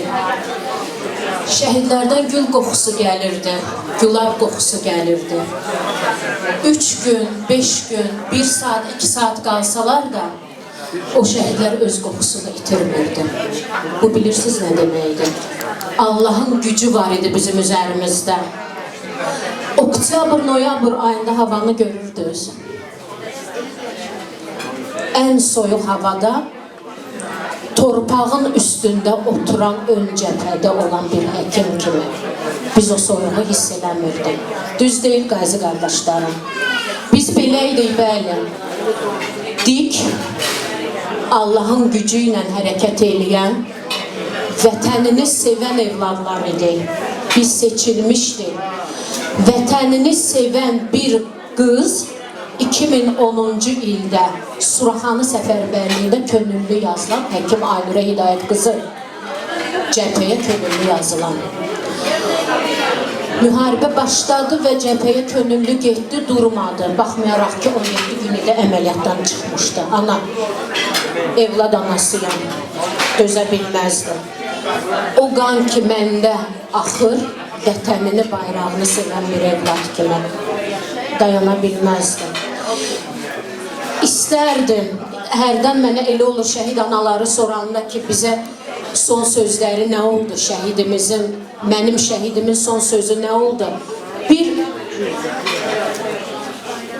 cəbhədə baş verən bir hadisə gözümün qabağına gəlir, bir yaralımız var idi, qan itirmişdi və qazi qardaşlarım təsdiqləyib bizim hər birimizə ön cəbhəyə irəliləyənə içimən qarışıq bizim boynumuzdan asmaq üçün.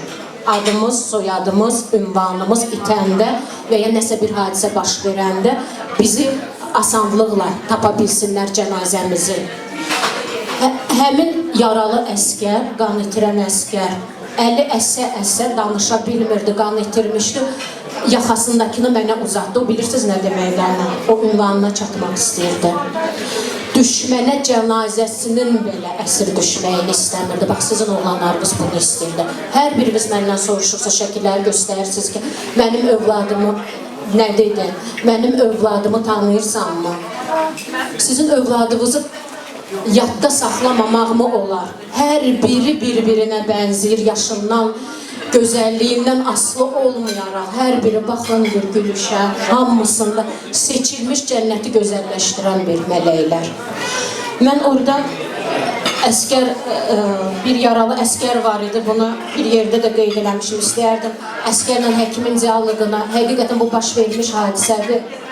Axırıncı bir cümləni mən orada özümdən əlavə eləmişəm. Mən istəyirəm onu burada səsləndirim izninizlə. Yaralı əskərin sinəsində bayrağımız var idi. Onu da öncədən deyim, burada qeyd eləmişəm. Nə deyib? Həkimlə yaralı əskərin diyaloqunu mən qeyd eləmişəm. Mən şair deyiləm. Sadəcə içdən qeyd eləmişəm. Fikrimi sizlərə çatdırmaq üçün. Bilirsiniz, yaralılar susuzluyurlar. Qan itirən yaralı onlara su vermək olmaz. Həkim yanıram, çünki qan axması çox olur. Həkim yanıram, mənə su ver. Yaran dərindir əskər, qurban olum azca səbr et. Onda mənə telefon ver həkim, anama zəng edin. Yox, istəmirəm, anam təkdir. Eşidər saçı ağırar, ayağı tutular, qulluğunda kim durar? Həkim mənə bacı ol, qulluq elə tez sağalt, məni qələbə ilə vətən gözləyir. Bax, həkim bayrağım nə gözəldir, heç qatı yox, sanki indi ütülənir. Bəs rəngləri, gör üstündə qan ləkəsi varmı heç? Biz igidik, həkim bacım. Biz düşmənin qanını öz bayrağımıza tökmərik. Məni tez sağalt, əziz bacım, məni dostum gözləyir. Birdən yaralanar, onu sənə kim çatdırar? Azca da səbr et, sağalırsan.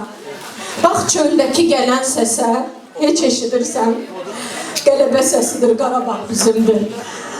Qarabağ Azərbaycandır, çox sağ olun, belə evladlar yetişdirmişsiniz. Analar, hər birinizə minnətdaram, qarşınızda baş əyirəm. Gəlinlər, çox sağ olun, sizi başsız qoydu, üzürlü sayın bizi. Dəyərli Əhl-i Beyt məddahı və qari Quran olan Həcc Rəşad qardaşımız buradadır. İnşallah ona verirəm. Əuzu billahi mineşşeytanirracim. Bismillahirrahmanirrahim.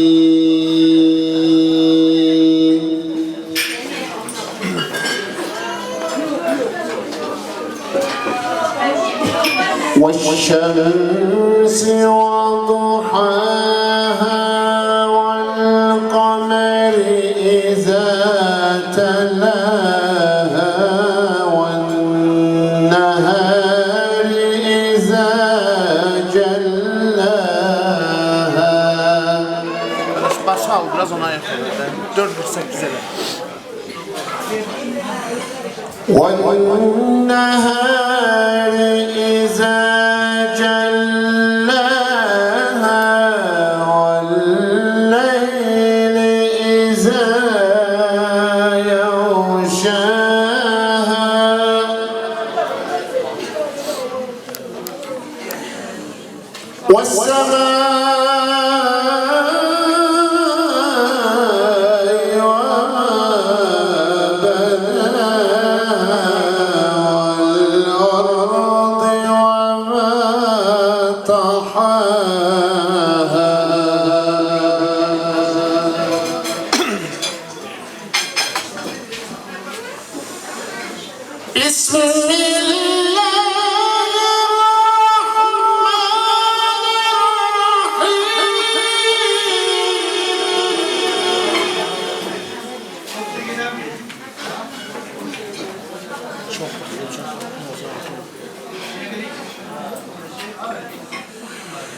والشمس وضحاها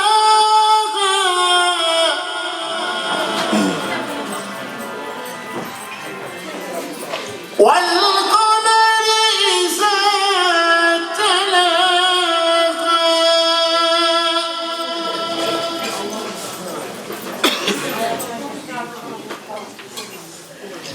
والنهار إذا جلاها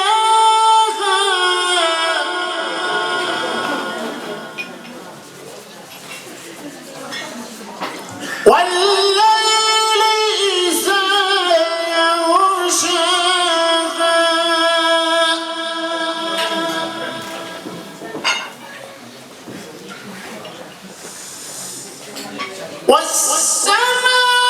والسماء وما بناها والأرض وما طحاها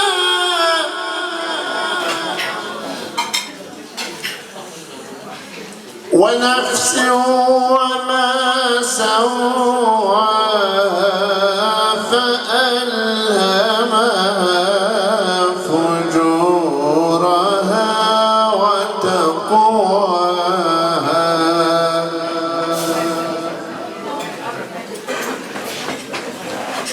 قد أفلح من زكاها وقد خاب من دساها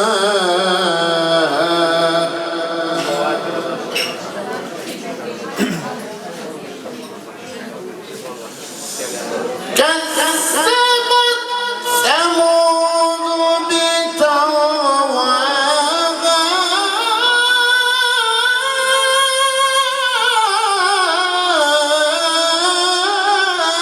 إذ انبعث أشقاها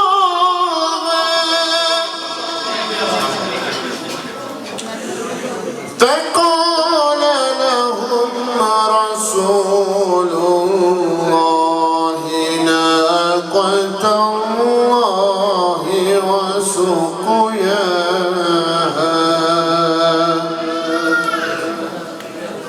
صدق الله العلي العظيم اللهم صل على محمد وعلى آل محمد وأجل فرجنا محمد واعتق رقبتي من النار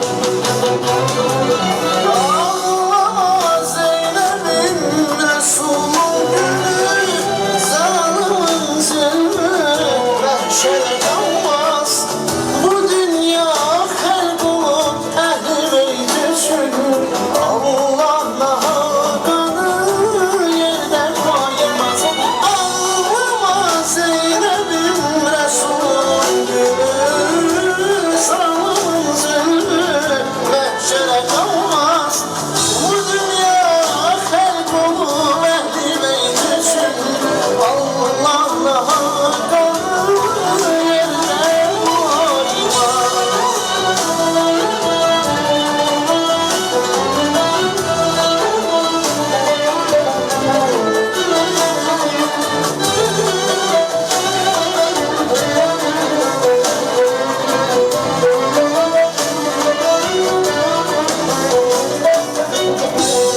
Zuhur eyle ya Mehdi İslam Kur'an yolunda Aşiqlərin var ehdi Dökülen qan yolunda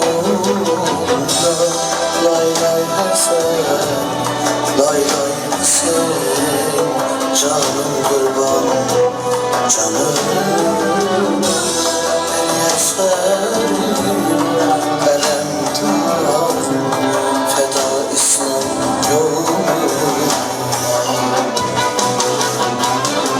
Ağlama Zeynep'im Resulullah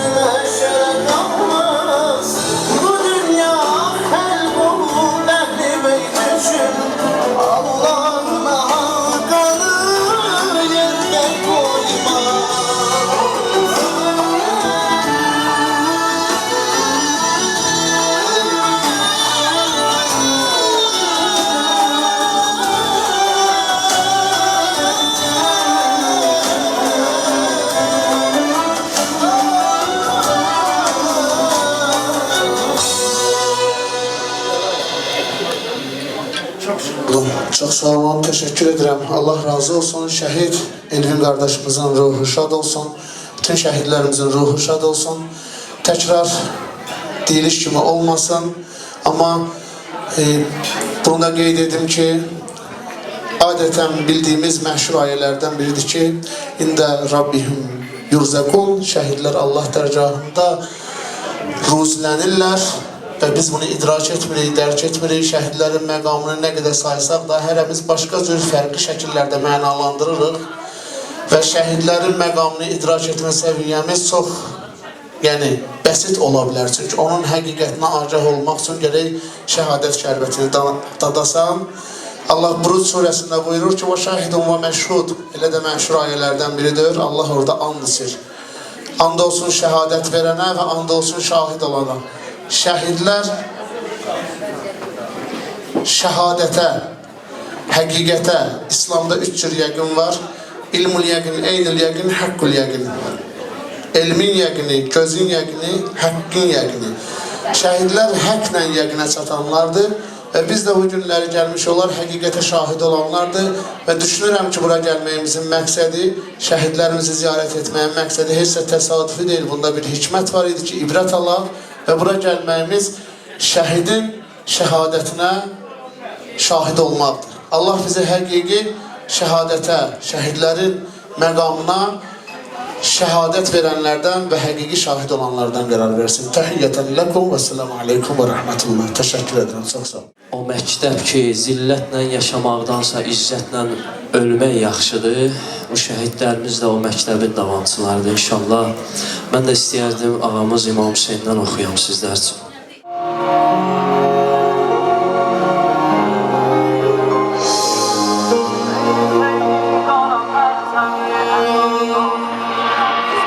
Hüseynin qara pərçəmli əzadarı denən, kim şücaətdə əlinin olub şanı denən, durma səs ver səsimə şahı vəfadarı denən, qolu kökdən kəsilən Əbbas ələmdarı denən, qolu kökdən kəsilən Əbbas ələmdarı denən.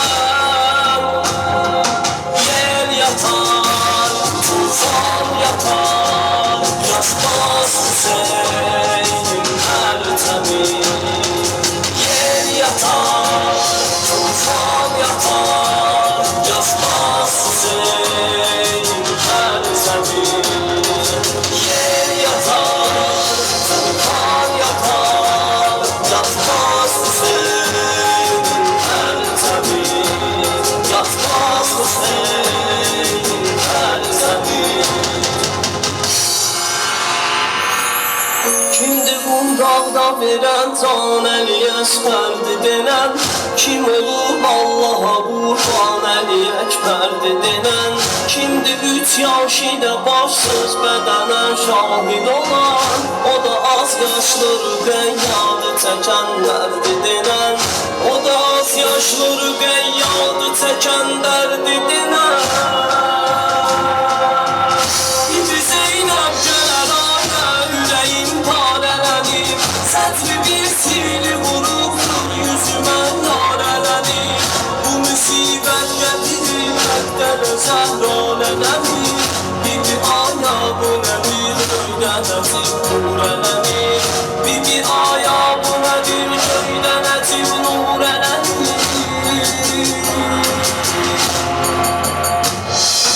Yel yatar, tufan yatar, Yaşmaz Hüseyin Ertemi.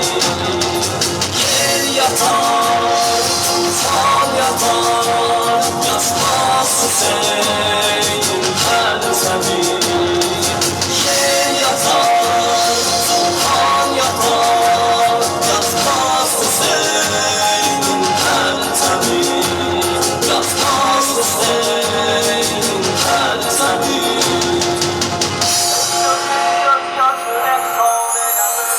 Ey gözüm gözyaşı ehsan elə Mövlaya görə, ta ki eşqdən tutula gözlərimiz sağya görə, hətta göylərdə tökür gözyaşı səddaya görə, necə mən ağlamayım həzin həsrəti Mövlaya görə necə mən ağlamayım həsrəti Mövlaya görə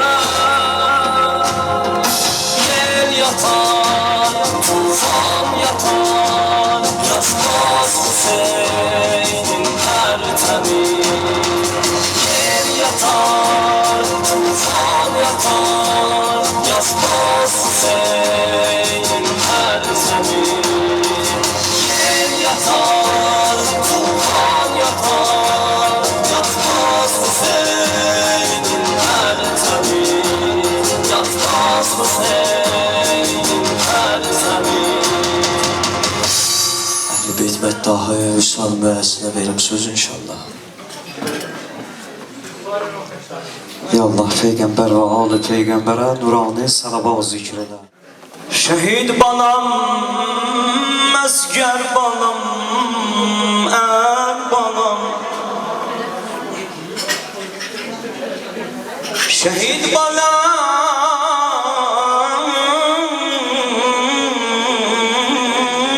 asker balam, er balam Öz dinine şerefli asker balam Ay bana, ay bana, ay bana Oğul yuxuma gelmesin, gelme eybi yok Behiştiden selam gönder bana Oğul bana seni kurban elədim İmam Hüseyin'e görüşümüz kaldı bizim menşer Allah'ı görersen Gecenin bir alemi ona ana neyle Elini koyar elini başına Özünü dolandırar benzereden Diyen Allah Akşam oldu Hamının gideri geldi Ama benim elbinim gelmedi Benim banam gelmedi Ama ana göre sen derdin götürüp gele Balanın gebrin cenarine Dayanar balanın gebrinde yüzümüz Diğer oğul balam sararmış üzüm var Ay bana, ay bana, ay bana Kalbimde sözüm var Ay elbim, elbi Düz bir ildi evinden ayrılmışsam Buyur görüm yaralarım necedir Düz bir ildi evinden ayrılmışsam Buyur görüm yaralarım necedir Ama görersen Ananın yadına düşer balayla olan günleri diyen bana Sen hemen hizmet ederdin O da bir günleriydi Ay bana nazımı ben günde çekerdim O da bir günleriydi Elbet gittiği yerden git kaydan da evi be anılardı dirilerdi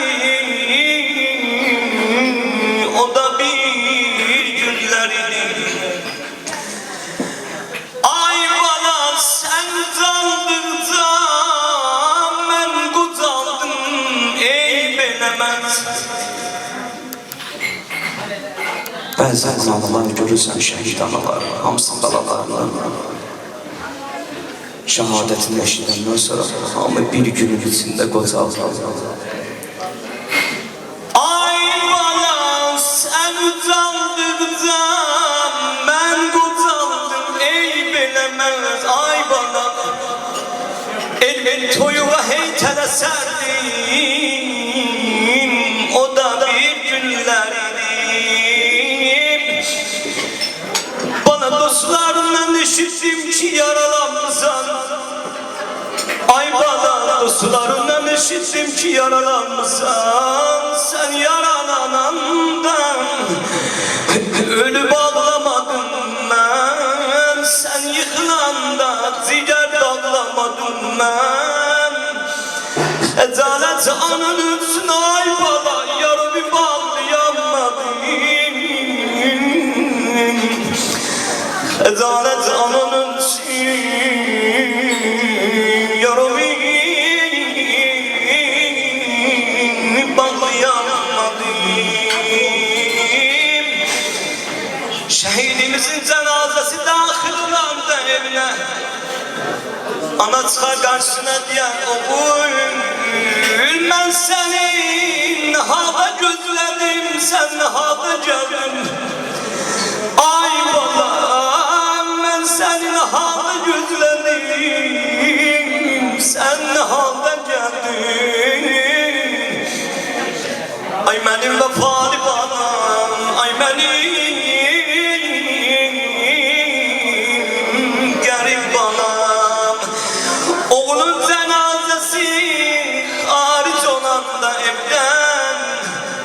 Ana ne diyen hara gidirsen ay balam, hara gidirsen ay balam, dalınca ağlayan gelir, dalınca ağlayan gelir balam. Başında var yâre dayan, yâro bir bağlayan gelir, yâro bir bağlayan gelir. Dedi ana niye beni bile kaçın kucakladın, misafirem güzel anam, beni yol üstüne sakladın. Dedi ana niye beni bile kaçın kucakladın, misafirem güzel anam, beni yol üstüne sakladın. Ve sallallahu aleyke ya mazlum, ya aziz az-Zahra, ya garib el-vatan, ya garib el-vatan. Şehit Elvin kardeşimizin ruhu şad, cemiyen şehitlerimizin ruhu şad. Fatihatin ma'as-salavat. Ben de herkese salam verirəm. Allah'tan şəhidimizin ailəsinə, valideynlərinə başsağlığı diləyirəm, səbir diləyirəm. Təbii ki, qarşılarında baş əyirəm. Allah bütün şəhidlərimizə qəni-qəni rəhmət eləsin. Allah analarımıza səbir versin.